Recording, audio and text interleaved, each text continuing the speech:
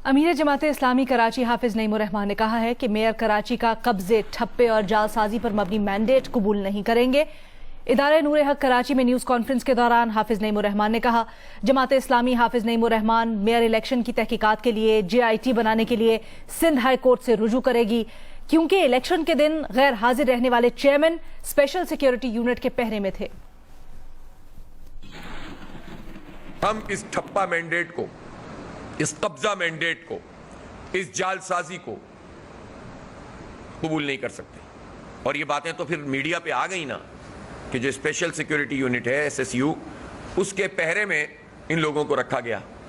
क्या किया गया, क्या जबर था, क्या ताकत थी, क्या दौलत थी, ये तो तहकीकात से पता चलेगा। और मैं मुतालबा करता हूं कोर्ट से भी, हम कोर्ट में भी जाएंगे, मुतालबा करेंगे JIT बनाए इस पे। इलेक्शन कमीशन ने ट्रेलर दिखा दिया है, पूरे मुल्क में जो फिल्म चलने वाली है उसका ट्रेलर कराची के मेयर के इलेक्शन में आ गया है। अब पूरे मुल्क के लोग खैर मनाएं, और जो आज खुश हो रहे हैं कल उन्हीं के साथ जब हाथ होगा तो उनको पता चलेगा। कभी के दिन बड़े, कभी की रातें, छुपते फिरोगे तुम कुछ दिनों में। नजर आ रहे हैं हमें हालात।